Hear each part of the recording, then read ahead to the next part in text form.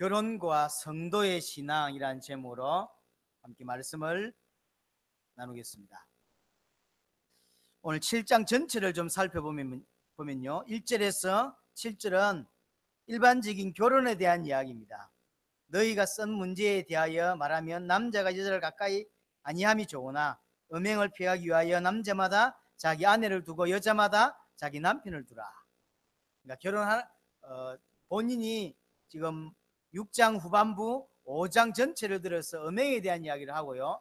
그 음행이 사실은 신앙생활 올바르게 하지 못하는 올무가 되기 때문에 내 개인적으로는 안 하는 게 좋다고 생각하지만 결혼을 해라, 그런 이야기를 쭉 하고 있습니다. 그래서 할 수 있다면 분방하지 말고 기도할 틈을 얻기 위하여서 얼마간 합의상 얼마 동안만 분방해라, 그런 이야기를 하면서 7절에 나는 모든 사람이 나와 같기를 원한다. 그러나 각각 하나님께 받은 자기 은사가 있으니 이 사람은 이러하고 저 사람은 저리 하니까 누구의 기준이 아니라는 거죠. 하나님이 주신 대로 하라. 결혼할 사람은 하고 안 해도 될 사람은 안 하고 그런 것이다, 그런 이야기죠. 8절 9절은 이제 내가 결혼하지 아니한 자들과 가부들에게 이르노니 그랬죠. 결혼하지 않은 독신들, 어떤 이유에서든지 혼자 살고 있는 사람들, 여기는 가부, 여기는 호랍이 다 포함되어 있습니다.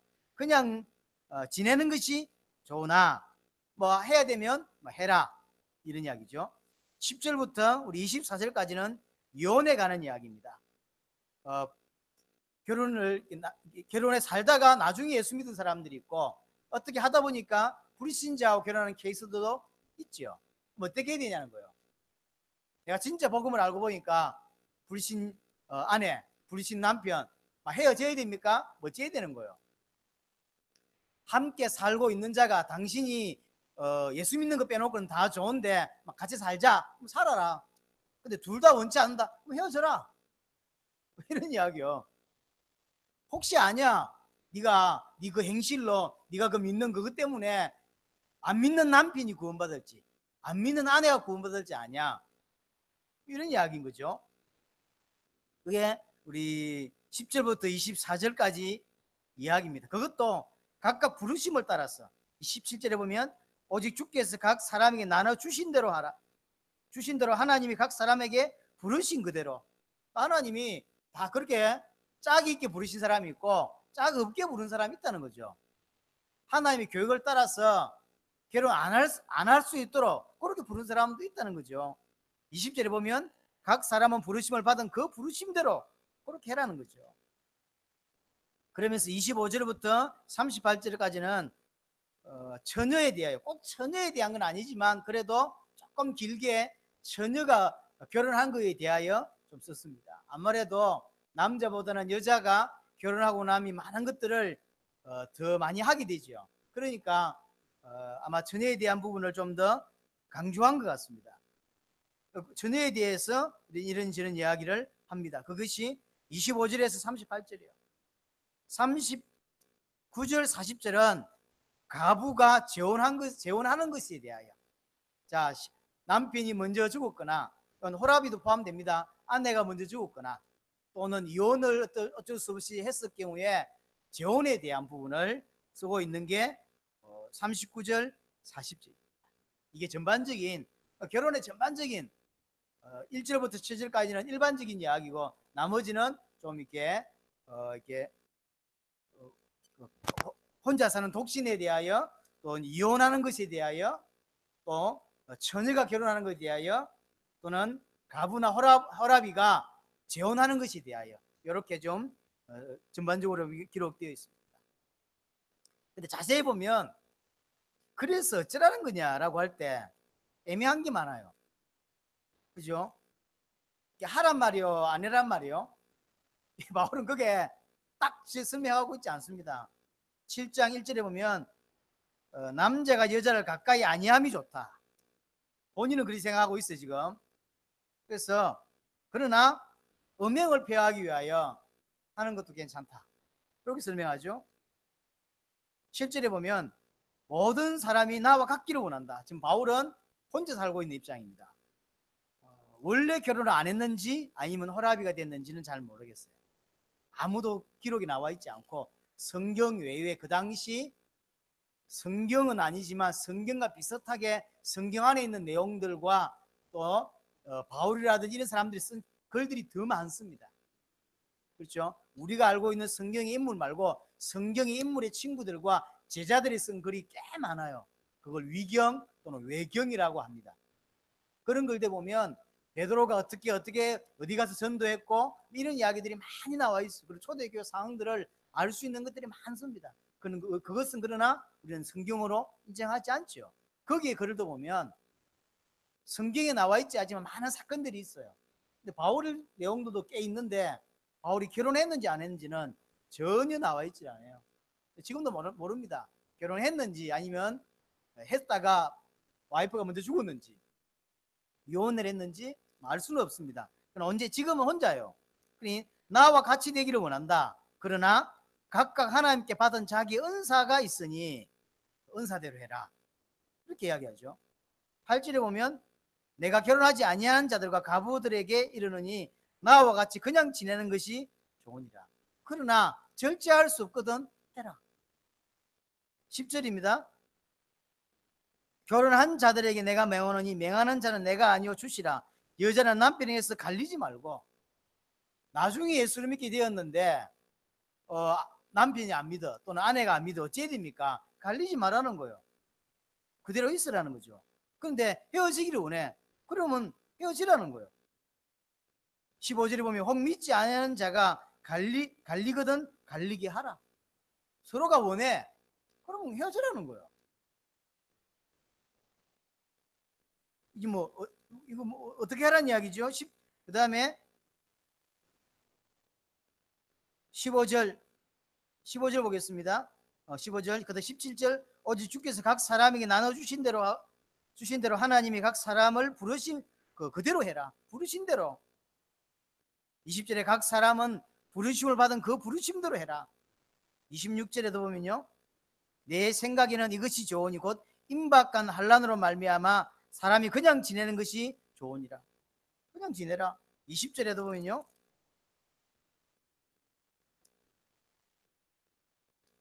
예. 38절 넘어가서 38절 그러므로 결혼하는 자도 잘하거니와 결혼하지 아니하는 자는 더 잘하느니라. 40절에 내 뜻에는 그냥 지내는 것이 더 복이 있으리로다. 중간중간에 계속 어중중하게 말을 하고 있어요. 해. 그러나 안 하는 것도 좋아. 뭐 이런 이야기죠. 결혼하는 것은 잘하는 것이야. 안 하는 건 더 잘하는 것이야. 뭐 이런 얘기예요. 지금 그럼 결혼 자체를 목적이 아니라는 거예요. 결혼 이전에 인생이 뭔지 알아야 되고 왜 결혼을 해야 되는 것이며 결혼한 가정은 어떻게 살아야 되는지를 알아야 진짜 결혼이 되고 가정이 되는 거죠. 그것도 없이 그냥 지 눈 맞아가지고 결혼하잖아요. 그러니 문제가 되는 거예요. 그러니 행복하지 않아요. 결혼 또는 가정으로 고통받는 사람이 사실은 너무 많습니다. 이런 생각 많이 해야 되고 특별히 자녀들의 결혼을 이제 두고 있는 분들, 우리 안산도 그렇고 파주도 마찬가지겠죠. 특별히 파주는 청년들이 좀 더 있습니다. 혜림이나 우리 하랑이 남자친구가 있는 모양인데 좋겠죠. 그러나 많은 생각을 해야 돼요. 가장 사랑하는 사람과 일단 결혼을 합니다. 대부분 99%는. 그러나 가정에서 가장 큰 지옥을 경험하게 됩니다. 왜 그러냐 말이에요. 정말로 성경에서 말하는 인생이 어떤 존재이고 하나님이 왜 결혼이라는 제도를 만들었고 그래서 진짜 하나님 안에서 진짜 결혼한 자는 어떤 것인지를 어떻게 가정을 꾸려가야 되는지를 모르기 때문에 사실은 가장 중요한 결혼이 가장 상처를 많이 남겨요. 가장 가까운 가정에서 가장 상처를 많이 남기고 사실은 지옥이 됩니다. 어떤 면에서 세상 문제, 가정 문제다 라고 해도 과언이 아니라. 그리고 세상 문제, 그 가정 문제 가장 중앙에 가장 핵심에 뭐가 있냐면 결혼이라는 게 있어요. 성경을 보면 참 축복된 제도가 결혼이요. 그렇죠. 축복된 제도가 결혼인데 과연 세상이 그러냐 말이에요. 그 결혼이 많은 고통을 주게 하고 많은 아픔을 배우자에게만 아닙니다. 자녀들에게 물어보세요. 자녀들이 갖고 있는 가장 큰 상처의 1순위가 부모라는 케이스가 너무 많습니다. 왜 이렇게 됐습니까? 결혼 한번 잘못해서 남편에게 큰 상처를 받고 자녀들은 부모에게 큰 상처를 받고 이 씻을 수 없는 어떤 아픔이 되는 세상 문제, 결혼 문제다라고 표현해도 될 만큼 세상 문제 결국 가정 문제거든요. 여기에서 모든 문제가 발생합니다. 다른 문제는 그 문제로 끝이 나지만 가정은 그렇지 않습니다. 가정이 문제가 생기면 자녀들이 문제가 오고요. 자녀들이 문제는 반드시 사회의 범죄와 타락으로 연결돼요. 그래서 가정 문제는 반드시 사회 문제와 세상에 어렵게 되는 많은 고통을 안겨다 주는 결과를 낳게 돼요. 한 사람이 결혼 잘못함으로 세상에 수많은 사람을 죽게 만들고 수많은 사람을 고통당하게 만드는 일을 하게 된다니까요. 그래서 결혼 안 해야 되는 사람이 있어요. 하면 절대 안 되는 사람. 한 것 때문에 엄청난 상처를 만들고 그 상처 때문에 자녀가 또 다른 상처를 만들어 또 다른 고통을 낳게 하는 영적인 걸 빼더라도요. 자, 아이들이 핸드폰을 갖고 살지 않습니까? 요즘 핸드폰 중독이 7명 중에 1명이 중독이라고 합니다. 그래서 핸드폰을 뺐으면 발악하고 칼을 들고 엄마 목에다가 내놓으라고 이렇게 하는 애들이 초등학생이 꽤 있대요. 이게 도저히 말릴 수 없을 만큼. 자, 물어보십시다. 잘 살고 부모가 정상이고 부모의 사랑을 받고 좀 괜찮은 가정이다라고 하는 가정에서 핸드폰을 많이 할까요? 아니면 한 가족 한 가정 부모, 아버지만 하고 살거나 엄마하고 살거나 또는 이런 할아버지 할머니하고 살거나 그래서 제대로 아이의 케어할 수 없는 아이들이 핸드폰을 더 많이 할까요? 뻔한 거예요. 자, 그러면 학교에서 문제를 일으키고 사회에 나가서 살인을 하고 범죄를 저지르고 많은 고통을 주는 사람들 뒷조사를 다시 해보면 역으로 조사를 해보면 부모가 있고 좋은 교육을 받고 가정에서 부모의 사랑을 받은 아이가 범죄율이 높을까요? 아니면 반대일까요? 이는 계산해보나 마나요. 이거는 배, 3배 이 정도가 아니라 엄청난 차이를 낸다니까. 영적을 다 빼고도 엄청난 차이를 낸다니까. 결혼을 정말로 잘해야 돼요. 아가씨들과 총각들은. 근데 가장 대수롭지 않게 그냥 눈 맞아가 결혼하고 이런 식의 그래서 가정이 무너지게 만들고 가정이 어려움을 당하게 만들고 자녀들이 또 상처를 받게 만드는 2번, 3번의 고통을 준다니까요. 너무 결혼을 쉽게 합니다. 젊은 친구들 중에서는 신혼여행 갔다 와서 바로 끝내는 친구들도 있고요. 너무너무 결혼을 이상하게 생각하고 있어요. 그래서 지금 어느 정도까지 왔냐면 동거를 먼저 해야 되는 게 옳지 않냐 그런 말들이 이제 사회에 지금 많이 이슈가 되고 있어요. 요즘에 동거를 얼마만큼 해봐야 이제 결혼해야 되겠다 이렇게 하겠습니까? 한 3개월? 제 경험으로 3개월 해가지고는 잘 모르겠던데. 그죠? 진짜 부부 싸움 언제 시작되냐면 자녀들이 태어났을 때부터. 자녀 없을 때는 많이 안 싸웁니다. 싸우는 거 아니라니까요. 자녀 태어나고 갈등이 심해지고 자녀 태어나고 나서 힘들어져요. 그럼 동거를 그만큼 해야 되는 거죠. 그러니까 세상 문제가 뭔지를 모르고 인간이 누군지를 모르고 결혼이 왜 만들어졌는지 모르고 어떤 케이스에 결혼을 해야 되는지 모르니까 그냥 눈 맞아 결혼한다고. 그래서 문제가 오는 겁니다.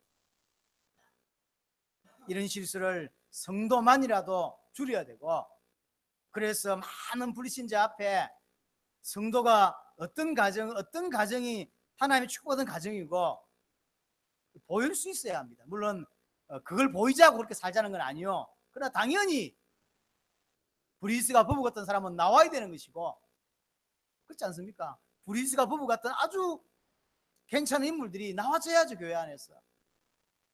자, 먼저 짧게, 결혼이 목적이 아니라면, 그렇잖아요. 내가 태어난 목적이 결혼입니까? 그건 아닐 거 아닙니까? 삶을 살아가는 가정 속에서 결혼이라는 걸 하게 되고 자녀를 낳게 되는 것이지 그 자체가 목적이 아니잖아요. 그렇잖아요. 그는 당연히 살면서 오는 응답을 기도하고 하나님의 교회이기도 하고 그런 것이어야 되는 것이지 목적은 아니라고. 그렇다면 결혼 이전에 인간에 대한 바른 이해를 해야 합니다. 세 가지를 기억해야 돼요. 인간은 어떤 존재냐면 하나님의 형상이요. 형상이란 말은 하나님과 함께 하도록 지음받았다는 이야기입니다. 좋은 남편을 만나야 행복하는 존재가 아니라 하나님을 만나서 행복을 느낀 자가 결혼해야만 불행하지 않아요. 하나님을 알고 하나님과 함께하는 비밀을 가진 자가, 행복을 누릴 줄 아는 자가, 그렇게 행복을 누릴 줄 아는 자를 만나서 결혼해야만 그 가정이 제대로 된 가정이 되는 건데, 왜 그러냐면 인간은 원래 하나님과 함께 해야 되니까 그렇게 하지 않는다고.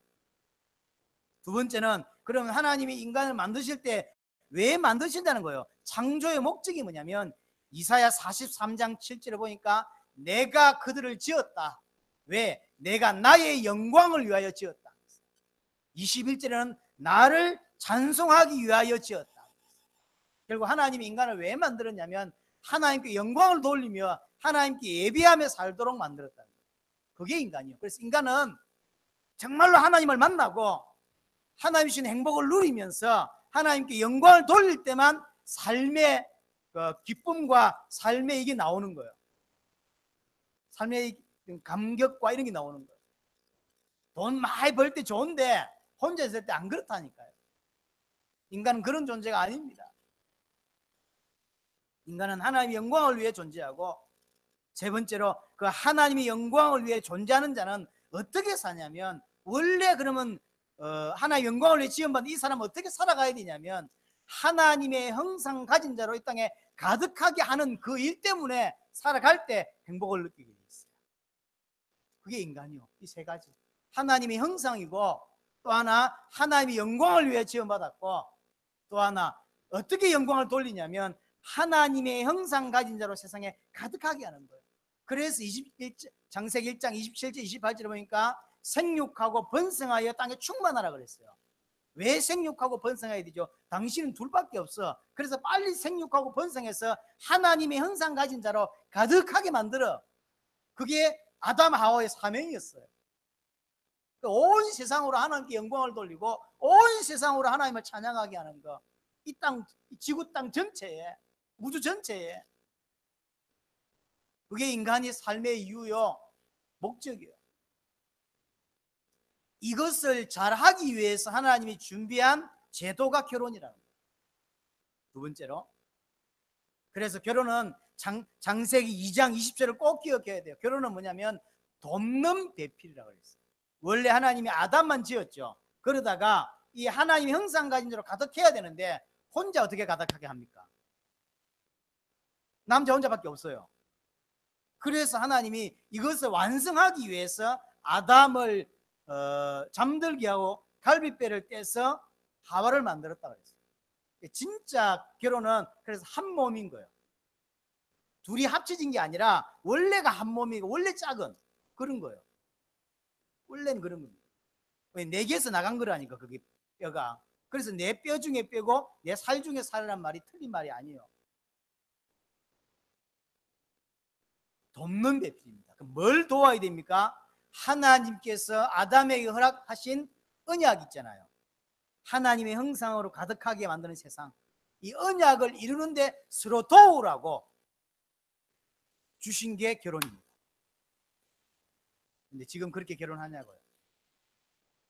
그렇게 결혼하지 않습니다. 눈 맞아 결혼해요. 하나님의 언약을 위해 결혼하지 않고 눈 맞아서 결혼하거든. 이 땅에 하나님 형상을 가득하게 하는 이 일을 두고 마음이 맞고 하나님의 뜻이라고 인정되었을 때, 그래서 결혼하고 그것만을 위해 살도록, 그게 가정이라니까요. 그게 결혼이라니까요. 지금으로 따지면 주의 다시 오심과 당대 재거국, 이것 때문에 함께 살고 고민하고 함께 기도하고 하기 위해서 부부가 되는 겁니다. 이게 안 통한다. 어찌 되겠죠? 이 하나님께서 우리에게 주신 언약을 위하여 결혼해야 되는데 이것이 안 통하면 사실은 처음에는 성향이 비슷하거나 취미가 같거나 생각하는 마인드들이 비슷해서 결혼했는데 나중에 내가 복음을 깨닫고 나면 처음부터 끝까지 안 맞아요. 처음부터 끝까지 안 맞다니까 이게. 그러면 이게 지옥이 됩니다. 가정이 지옥이 돼요. 하나님의 영광을 위해 주의 언약을 위해서 하는 것이 결혼입니다.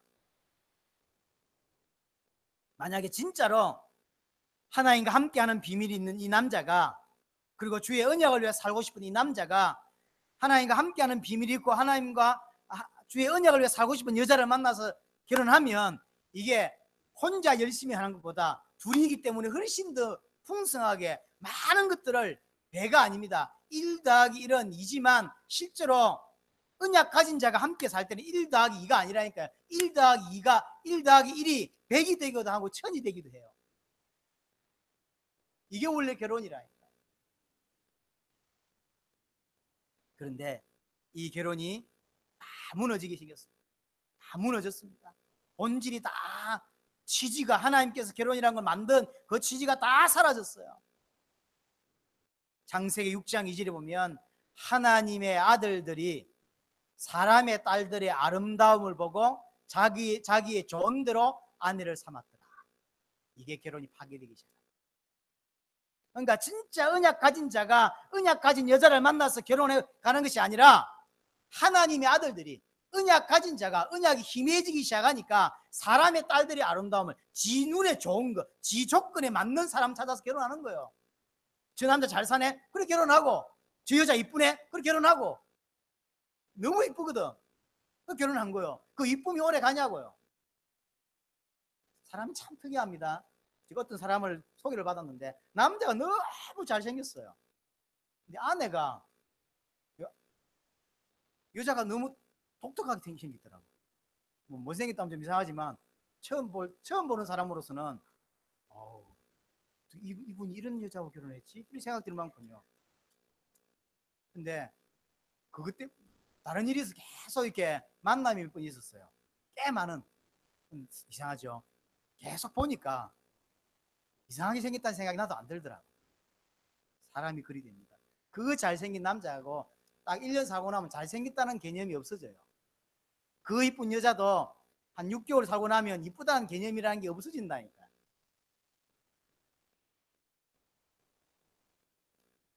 그래서 결혼이 다 실패하는 거예요. 언약과 전혀 상관없고 하나님 교회과 전혀 상관없어요. 처음부터 딱 실패하는 거예요. 공부한다고 대학 4학년 졸업할 때까지 20몇 살까지 해서 막 고생하다가 회사 이제 취직해서 살다가 여자를 만난 거예요. 제대로 준비되지 않은 상태에서 결혼했는데 그것도 애기 놓고 너무 이제 가정생활이 힘이 드는 거예요. 처음부터 실패합니다. 가장 사랑하는 사람하고 결혼했지만 가장 큰 상처를 남기고 자녀들에게는 말할 것도 없습니다. 아이들이 가장 참기 힘든 게 딴 게 아닙니다. 사실은 같이 사는 부모님이 서로 사랑하지 않을 때, 부모가 원수가 되어 있을 때 아이는 어떻게 해야 될지는 몰라요. 어떻게 해야 될지. 우리 부모님, 제가 저 시골 살 때 아버지가 진짜 술을 좋아하세요. 술 먹는다고 늦게 들어올 때가 있어요. 그러면 저는 빨리 방에 들어가서 그냥 잡니다. 그날은 엄마하고 대판 싸우는 날이에요. 정해져 있어요. 한 번씩 마당에 놓으면요 상도 엎어져 있고 말이에요. 그걸 경험하고 나니까 너무 싫어요.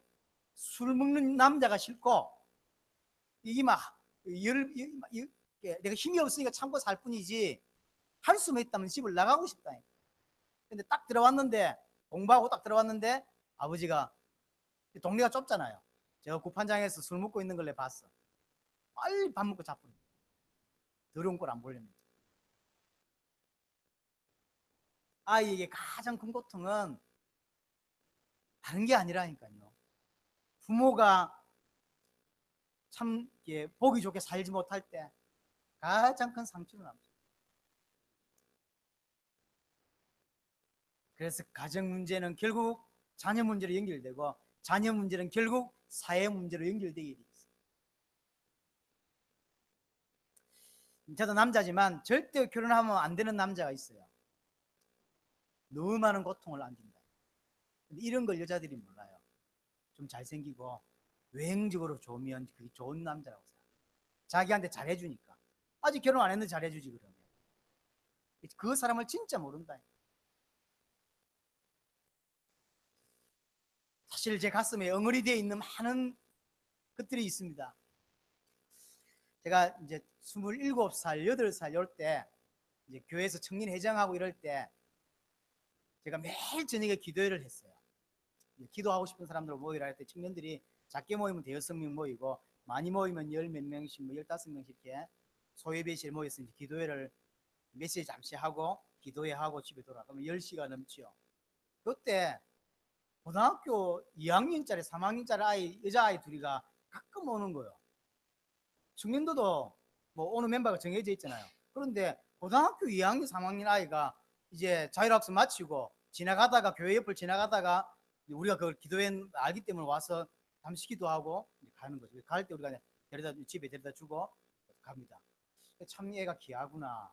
고등학생인데 주를 위해 살겠다며 그렇게 얼마나 힘들 건데 바로 집에 가시지. 참 귀하다. 감사하게도 말씀 운동하는 자리, 교회에서 말씀 운동하는 여러 가지 선배들이나 언니들 하는 뭐 이런 데를 참여도 하고요. 시간 날 때마다 예배도 물론 주일은 당연히 예배를 잘 드려요. 아침부터 해서 오후까지 참 애가 괜찮구나. 그래 했는데 애가 이제 4년대 대학 말고 이제 2년대 대학을 갔어요. 뭐 그런가 보다. 그리고 난 다른 교회를 가버렸죠. 다른 교회 전도사로 갔어요. 나중에 알았습니다. 이 아이가 졸업하자마자 결혼을 했더라고요. 지나가다가 이분 엄마를 아니까 잘 아니까 그분이 나를 언제 아꼈기 때문에 그래 시집 갔다면서 딸이 그랬더니 처음에 회장님 아이시 전사님이시지 전사님 우리 딸이 막 울어요. 왜 그러냐니까 자기가 원하는 결혼이 아닌 거죠. 부모가 원하는. 그러니까 이제 곧 대학 막 졸업하려고 이럴 사이에 남자 하나를 만나서 사귀는 물론 부리신지 알아요. 덜커덕 임신이 돼버렸네. 그래고 서둘러서 결혼한 거예요. 그로부터 몇 년이 지났습니까? 15년 지났습니까? 우리가 왜 평지도 캠프라는 이름으로 왜 한참 다닐 때 그때 모르는 전화가 왔어요. 그래서 전화를 받았더니 그 집사님이 지금 근사님 되셨다. 제가 얼마 전에 목사님 이야기를 들었다는 거예요. 평지도 캠프라는 이름으로 부산 내려온다는데 내려오시냐고 간다고 했더니 한번 봤으면 좋겠다. 그러시죠? 라고 했는데 결국 못 만났어요. 근데 이분이 내게 제가 물어봤어요. 그 딸 잘 삽니까? 그랬더니 또 울어. 딸 이야기만 울어요. 왜냐하면 이 아이가 이제 자식 놓고 이렇게 살면서 교회가 너무 가고 싶은 거예요. 결혼과 동시에 지금까지 교회를 못 갑니다. 남편이 딴 건 다 이해해 주는데 교회 교자만 나오거나 성경 이런 것만 있으면 다 찢어부른대요. 평생의 소원이 마음 편히 교회 한번 가보는 거. 15년 동안 눈물로 기도하고 있다. 단 한 번이 결혼이 그렇게 됐어요. 한 번은 남편이 출장을 가요. 잘 됐죠. 그래서 교회 연락을 했대요. 교회를 지금 안 나온 지 15년이 됐고 엄마가 있으니까 그래도 전화했대. 구역 예배 한번 할 수 있게. 그래서 전사님 성도들이 와서 예배하고 있는데 남편이 일을 빨리 맞추고 출장을 빨리 맞추고 그건 햇불 들어왔어요. 문을 딱 열었는데 찬송하고 있거든. 이것들이 뭐야? 약간 막 난리가 났어요. 이혼하니 많이. 벌써 자식 둘 낳았지 뭐. 얘가 이제 평생 눌려 사는 거야. 그로부터 벌써 몇 년이 지났잖아요. 아이 또 결혼 못 가고. 너무 제가 화가 나더라고. 우리 집 사람도 기억할 겁니다. 몬테소리에서 뭐 이렇게 어린이집 이렇게 막 하고 어떤 청년이 교회 이렇게 청년들이죠. 교사하고 있는. 갑자기 교회를 옮기겠다는 거예요. 나한테 오더니 그러냐고. 뭐 가까운 교회로 가게 됐다. 그게 가까운 교회로 가게 된 게 아니라 이 친구가 교사를 하다 월급이 작잖아요. 고민하다가 왜 큰 대로도 아니고 대로 안쪽에 작은 사람들 좀 지나다니는 쪽에 과일 주스 파는 걸 이렇게 기업을 해요.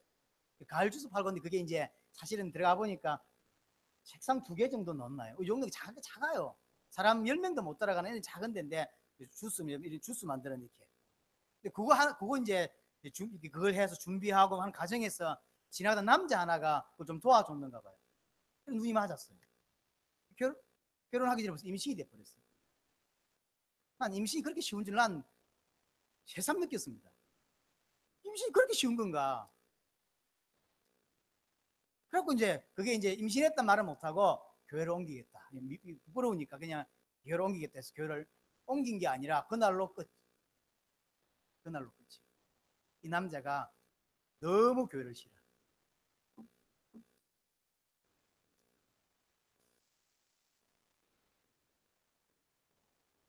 교회 이제 청년들이 있잖아요. 청년들이 있는데 왜 뺀질뺀질한 애들 있잖아요. 근데 뭐 하다 보니까 내가 청년 회장이 되었고 요 뺀질뺀질한 이 여자아이가 서기가 됐어요. 이제 같은 임원이 됐으니까 내가 좀 도와야 될 거 아닙니까? 좀 도왔는데 애가 잘 따라주더라고. 그래서 합숙을 보냈네. 애가 합숙을 갔다 오더니 너무 고맙다는 거예요. 내가 처음으로 교회 다닌 지 20몇 년 만에 20몇 년 만에 제대로 은혜를 받은 것 같다는 거예요.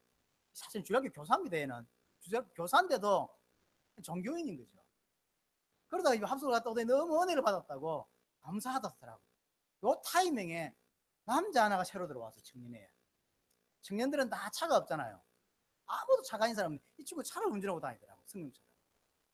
근데 이제 이야기를 좀 시켜봤더니 얘가 믿음이 없는데 말을 잘해요.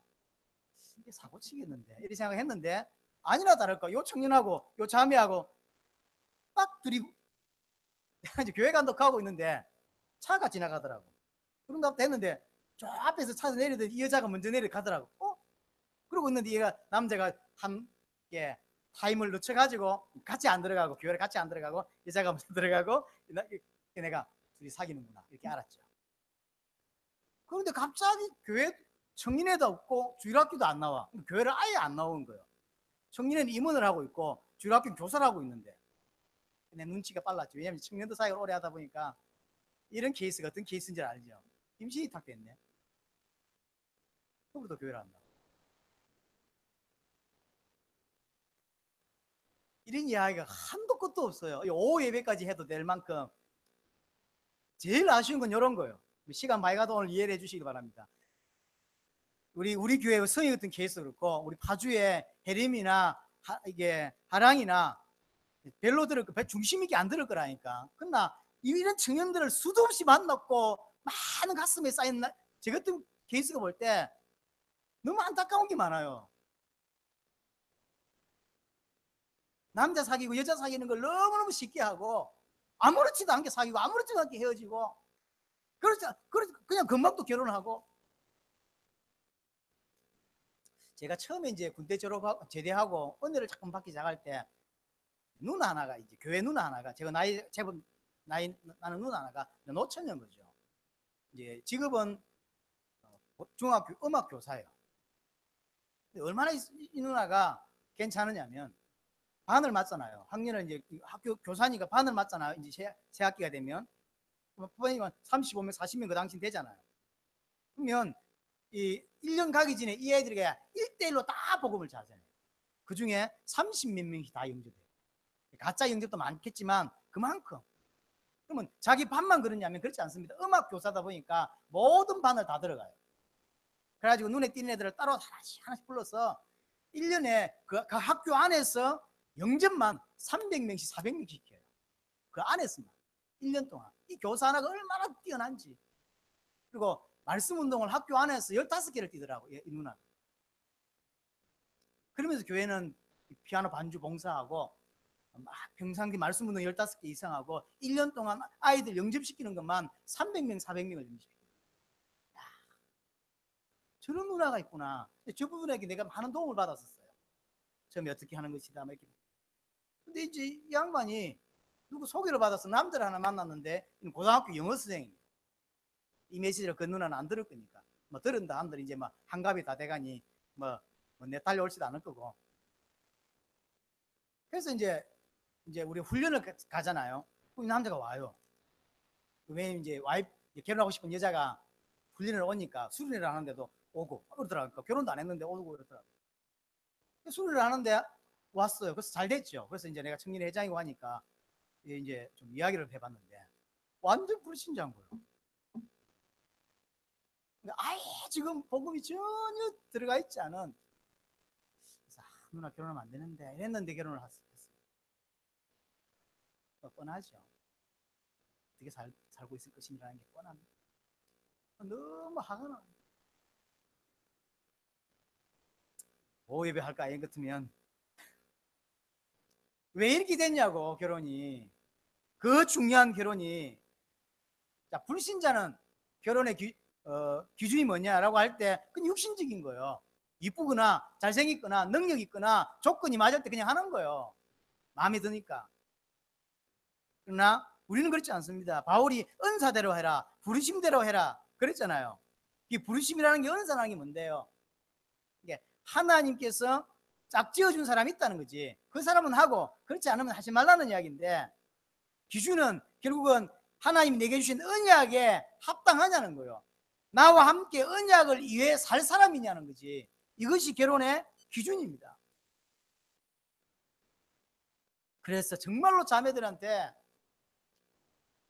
이야기하고 싶어요. 남자도 그렇지만 여자 또한 그렇습니다. 여자는 남자보다 더합니다. 정말로 결혼 잘해야 돼요. 신중해야 되고 진짜로 생각하면서 해야 돼요. 정말로 성령님도 받아야 돼요. 제가 일평생 살면서 사람한테 양복 얻어 있기는 딱 2번 있었어요.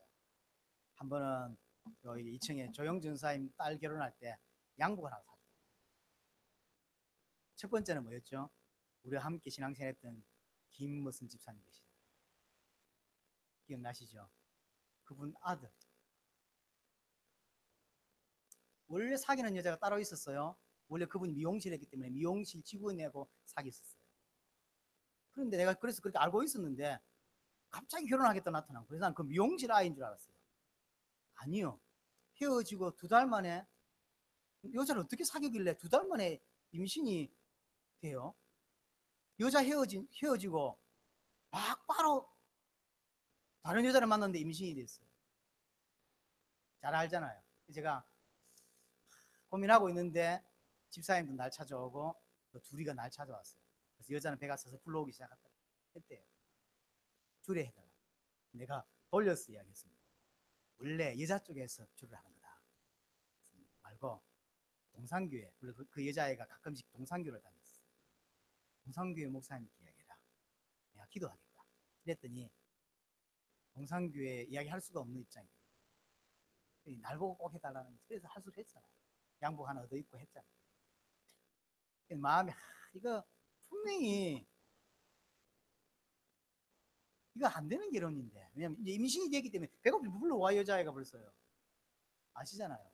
그 애 놓기 전에 이혼했잖아요.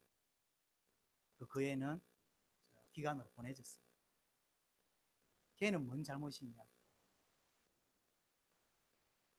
말은 할 수 없지만 너무 화가 나는 거예요. 난 그런 걸 보면.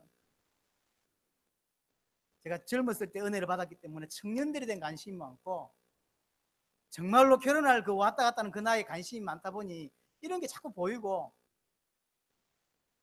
너무 화가 나는 거예요. 그런 걸 보면. 그리고 나중에 이제 그 집사님을 나중에 만났거든요. 아이 어떻게 삽니까? 그 사건 이후에, 이혼한 이후에 1년을 집에서 안 나왔대요. 자기도 상처가 됐다는 거지. 안 나왔는지 안 나왔는지 난 모르겠고, 안 나올 만하면 피눈물을 흘려야지. 결혼이 뭔데 그 따위로 결혼을 해가지고 또 그렇게 낳은 아이는요, 기간에 보내버렸어요. 둘 다 키울 수가 없습니다.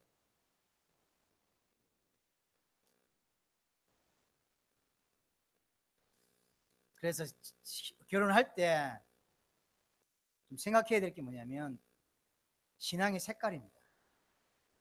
신앙의 색깔이 같지 않으면 같이 예수를 믿는 사람이라도 너무 힘듭니다. 예를 들어서 와이프가 좀 신비주의야. 어찌 되겠죠?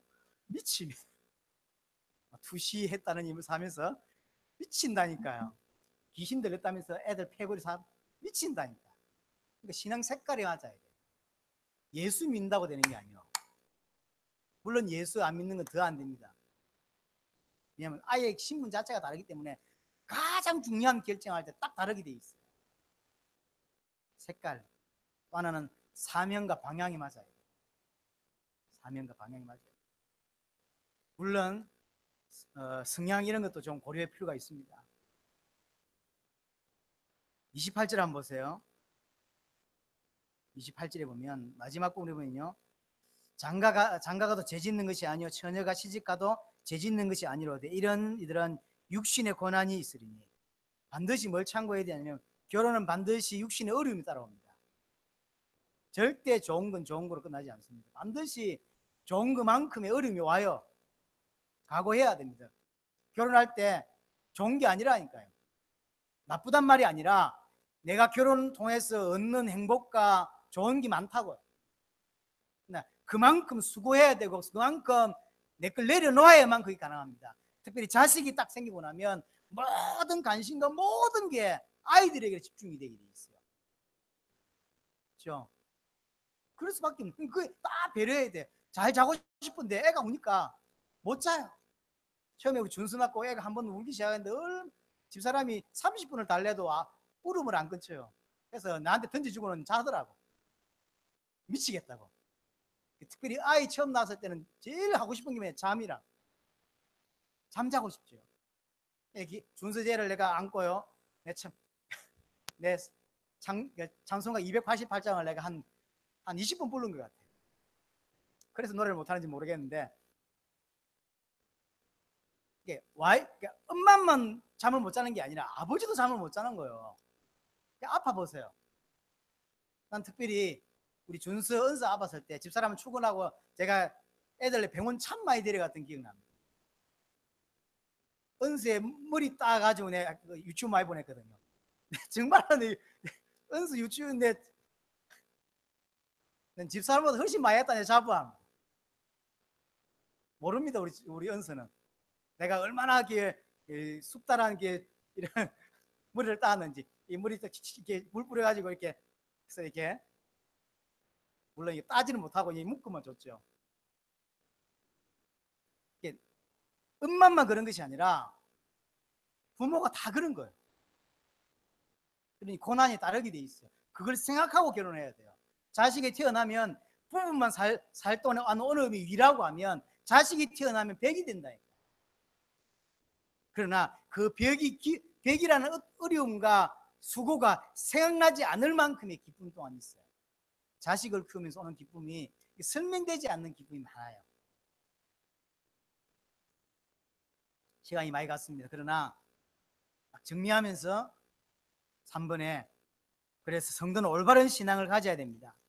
그래서 어느 것이 결혼 이전에 어떤 것을 마음에 가져야 되냐라고 할 때 성도는 언약을 믿고 그 언약에 순종하는 것이 성도고 성도의 삶입니다. 고린도전서 7장 26절을 보시기 바랍니다. 내 생각에는 이것이 좋으니 곧 임박한 환난으로 말미암아 사람이 그냥 지내는 것이 좋으니. 임박한 환난, 이는 바울은 곧 주님이 오신다는 생각을 가 있었어요. 이게 마지막 때가 되면 큰 환난이 있다 그랬잖아요. 이걸 생각한 거예요.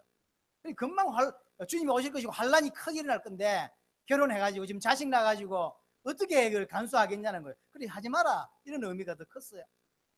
29절에 형제들아 내가 이 말을 하노니 그 때가 단축하여진 거로. 뭐가 단축됐단 말입니까? 주님이 오시는 날이 더 가까워졌다는 거죠. 옛날에 비해서 지금이 훨씬 더 가까워진 거예요.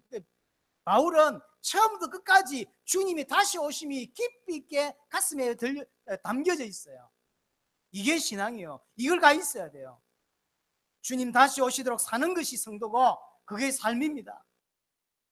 이 언약을 성취하는 데서 유익하다고 결정하는 것이 하나님 뜻이고, 유익할 때 하는 것이 결혼이에요. 서로 판단할 때 세계복음화에 당대의 세계복음을 이루는데 유익하다라고 할 때 하는 것이 결혼이라니까요. 이혼도 마찬가지입니다. 어떤 목사님은 이혼 절대 안 되라고 말하는데 저는 그렇게 생각하지 않습니다. 인생이 한 번밖에 없어요. 그리고 그 한 번 사는 인생에 정말로 주를 위해 살아야 돼요. 그러나 제가 지금까지 50년 가까이 살면서 봤을 때, 특별히 신자들을 봤을 때 정말로 제대로 주를 위해 사는 사람을 많이 보지 못했다니까. 한 번밖에 없는 인생인데 제대로 주를 위해 살지도 못해. 얼마나 안타깝습니까? 그런데 결혼했는데 남편이 교회하고 안 맞아. 그래서 안 도와줘. 어째야 됩니까? 정말 어려우면, 근데 남편이 살기를 원한다, 사는 게 좋고, 그럼 정말로 둘 다 안 맞다, 이혼하는 게 낫다고 생각합니다. 인생이 얼마나 가치 있는 인생이고 얼마나 인생이 중요한데 제대로 한번 주를 위해 살아보지도 못하고 그렇게 사는데 남편 때문에 더더욱 주를 위해 살지 못해. 왜 같이 사냐고. 그 말은 헤어지란 말을 하고 있는 게 아니요. 남편도 싫어. 근데 본인도 안 맞아. 그러면 차라리 하는 게 나아요. 이게 하는 데다 지금 포인트 있는 게 아니라니까요. 자기 인생이 얼마나 가치 있는 인생이고 얼마나 하나님의 축복받을 인생인데 왜 축복 한번 못 받고 왜 제대로 주를 위해 한번 살아보지도 못하고 주를 위해 눈물 한번 흘리지 못하는 인생을 사냐고. 이 땅을 살면서 나이 제대로 해서 죽어도 80이고 사고로 죽으면 그가 훨씬 전에 죽는데 나는 그게 너무 안타까운 거예요. 교회 다니는 사람이, 집사가 제대로 주를 위해 한번 헌신해보지 못하고 주를 위해 눈물 한번 흘리지 못하는 인생이 올바른 그게 인생이겠냐고요. 그러니까 결혼이든 이혼이든 똑같습니다. 정말로 주를 위해 사는데 정말로 언약이 성취되는 데 있어서 어느 것이 합당하냐, 어느 것이 도움이 되냐, 그게 기준이요. 왜냐, 우리는 그렇게 창조되었고 하나님의 형상 가진 자로 가득하게 하도록 살아야 될 존재이기 때문에. 38절, 그래서 38절에 보면 결혼하는 자도 잘하거니와 결혼 안 하는 자는 더 잘한단 말은, 바울 중심은 지금 곧 주님이 온다고 봤어요. 근데 곧 오실 건데 굳이 뭐 하고 싶으면 하되 어려움이 올 건데 안 하는 게 더 좋지 않겠냐라고 하는 의미요. 올바른 신앙 가진 자가 사실은 제대로 된 결혼도 하는 거예요. 두 번째로 32절 보시기 바랍니다. 너희가 염려 없기를 원하노라. 장가가지 않는 자는 주의 일을 염려하여 어찌하여 주를 기쁘게 할까. 이게 원래 신자거든. 어떻게 하면 주를 기쁘게 할까 그렇잖아요. 35절에 오직 너희로 하여금 이치에 합당하게 하여 흐트러짐 없이 주를 섬기게 하려 함이라. 이게 신자거든. 그렇지 않습니까? 이게 신자예요. 그런데 결혼을 하면, 좋은 가정을 이루려고 하면 이런 것이 방해가 되면 안 된다 이 말이에요. 신자는 어떤 사람이냐? 오직 주를 기쁘게 하고 오직 흐트러짐 없이 주를 위해 섬기는 사람, 이 사람이 신자입니다. 그런데 이 주를 기쁘게 하고 언약을 위해 사는데 훨씬 결혼이 도움이 된다 하는 거예요. 당연히 하는 겁니다. 그 축복된 결혼일 수밖에 없어요. 결혼하면 하나님이 기뻐하시는 것이 아니라 하나님을 기뻐하는 자들이, 하나님을 위해 사는 자들이 결혼할 때 하나님은 기뻐하시는 거예요. 또 하나 중요한 게 있습니다. 29절부터 다시 보겠습니다. 형제들아, 내가 이 말을 하노니 그때가 단축하여 진고로 이후부터 안에 있는 자들은 없는 자같이 하고, 올바른 신앙생활 하는 자의 결혼은 어때야 되냐면 안에 있는 자들은 없는 자같이 하여. 이 말은 총각 행실을 하고 다니라 이 말입니까? 그 말이 아니요. 전혀 결혼생활, 가정생활이 언약을 위해 사는데 발목이 잡히면 안 된다는 거예요. 벌써 발목 잡혔다, 결혼 잘못한 거예요. 진짜 신자는, 진짜 올바른 믿음 가진 자의 결혼은 그렇지가 않다는 거지. 그래서 아까 설명했잖아요. 마음이 갈라지는 거. 34절에 마음이 갈라진다는 거죠. 총각 때는 어떻게 하면 주를 기쁘시게 할까라고 고민하더니 결혼을 하니까 어떻게 하면 아내를 기쁘게 할까. 처녀도 마찬가지요. 마음이 갈라져서 옛날에는 주를 위해 살겠다고 하더니 결혼하고 나니까 이제 자식, 이제 남편, 이렇게 바뀐 거예요. 그런 결혼은 아니라는 거지. 어느 결혼, 어떤 결혼이 진짜 하나님 원하시는 결혼이냐라고 할 때 둘 다 언약을 위해서 살고 그래서 결혼하는 결혼이요. 그래서 이 사람 결혼하고 나니까 어떤 것이 되냐면 가정생활이 전혀 발목이 안 잡혀요. 그게 진짜 결혼이라는 거지. 안에 있는 자들은 없는 자같이, 그러니까 남들 볼 때는 없는 것 같아. 늘 교회 일 생기면 오고 이렇게 중요한 게 할 때마다 늘 와서 꼭 총각 같아. 안에 없는 자 같아. 남편 없는 자 같아. 그게 정상이라는 거예요. 가정생활이라는 게. 또 하나는 뭐죠? 우는 자들은 울지 않는 자같이 하며 기쁜 자들은 기쁘지 않는 자들. 무슨 말입니까? 살아가는데 사람에게 희노애락이라는 게 있잖아요. 그 희노애락이 사람에겐 당연히 올 수밖에 없지만 그것 때문에 내가 언약의 걸음을 걸어가야 되는데 방해받지 않는다 이 말이에요. 그게 가정생활입니다. 그게 신앙생활이고 그게 결혼이어야 됩니다. 근데 결혼했더니 와이프가 싫어해. 교회 일주일에 한 번만 가면 되지. 성교비를 그렇게 많이 내. 자꾸 이제 뭐 싫어하는 거죠. 이 발목이 잡히는 결혼은 벌써 아니라는 거예요. 그런 것 같으면 처녀들은 하지 마라 이 말이에요. 그렇죠. 사람이 살다가 그런 일이 생기잖아요. 어떤 목사님이 주일 아침에 딱 교회를 가려고 하는데 이제 사모님이 나이가 많이 드십니다. 사모님이 돌아가셨어요. 근데 목사님이 사모님을 눕혀놓고 죽은 거죠. 눕혀놓고 주일날 아무 일 없다는 듯이 와서 설교를 딱 하고 식사를 안 하고 부목사 불러서 교회가 커요. 몇천 명 되는 교회인데 부목사 불러서 이야기해 줍니다. 사모가 죽고 이제 왜 일찍 이야기 안 하면 그 이야기를 듣고 설교를 듣는 거하고 완전히 달라지기 때문에 이제 집에 간다. 장례식을 해야 되니까 그래서 준비해야 된다. 이제 우리의 일 마치면 간다해라. 그래서 이 부목사도 입이 건질건질하는데 지금 기다렸다가 예배 다 마칠 때 이야기합니다. 지금 오늘 아침에 사모님 하셨다. 성도들은 깜짝 놀란 거죠. 아침에 목사님 설교 들을 때 그 이야기를 안 하셨는데 전혀 안 돌아가신 것처럼 몸이 좀 불편하다 이렇게 이야기하셨어. 그냥 그런 줄 알았는데 인생을 사는데 많은 어려움도 기쁨도 옵니다. 그런 것이 우리가 당세복을 하고 여러 가지 주의 일을 하는 데 있어서 방해를 받는다 아니라는 거죠. 방해받지 않아야 된다는 거지. 그게 정상적인 결혼이에요. 매매하는 자들은 없는 것처럼 31절에 세상 물건을 쓰는 자들은 다 쓰지 못하는 자같이. 이 무슨 말입니까? 이 경제생활입니다. 매매하는 자들, 그러니까 많은 돈을 번 거지. 이게 돈 버는 것에 벌벌 떠거나 돈의 노예가 되거나 또는 돈이 내 돈이라고 생각한다는 이런 거 틀린 생각입니다. 그러니까 꼭 매매하는 더 이상 팔 게 없는 것처럼. 왜냐면 이런 것에 영향받지 않는다는 거죠. 경제에 영향받지 않아야 된다는 거죠. 또 하나가 세상 물건을 쓰는 자들은 다 쓰지 못하는 것처럼 이는 앞에 거는 이게 수입이고 뒤에 거는 지출이요.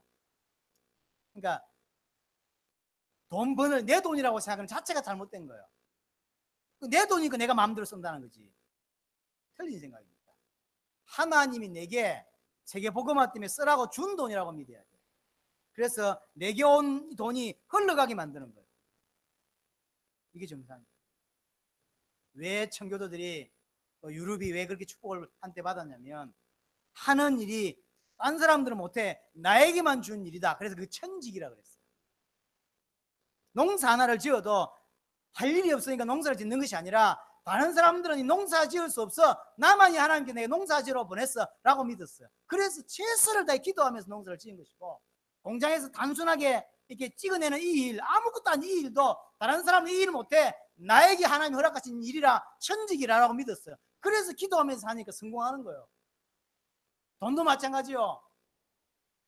내가 돈을 많이 버는 게 아니라니까 하나님이 내게 흘러오게 하셔서 흘러보내라고 많은 사람 살려내라고 주신 돈인데 지 돈이라고 생각해요. 그래서 좋은 차 사고 좋은 옷 입고 좋은 거 먹고 교회가 어찌됐든지 세계복음이 어찌됐든지 주의 종이 어떤 생각이 아무 관계없이 내 좋은 차 사면 되고 좋은 옷 입으면 되고 이렇게 산다니까. 그게 틀린 거예요. 올바른 신앙을 가진 자가 아니요. 그래서 33절 34절에 뭐라고 합니까? 이런 사람들은 결혼하지 않는 게 이런 진짜 믿음의 사람은 같은 믿음, 같은 방향으로 갈 수밖에 없고 서로 힘이 되고 도전이 됩니다. 그렇죠? 왜냐하면 브리스가 부부 생각해 보세요. 서로 힘이 되고 서로 도전이 돼요. 그리고 최고의 동력자가 됩니다. 우리 결혼은 이렇게 축복된 건데 우리의 믿음의 문제로 우리의 여러 가지 잘못된 것으로 사단의 역사로 결혼이 다 깨지고 본질이 다 깨어져 버리고 올바른 결혼을 또 결혼 이전에 올바른 신앙을 여러분들 회복해야 될 것이고 이것이 자녀들에게 제대로 좀 전달되어져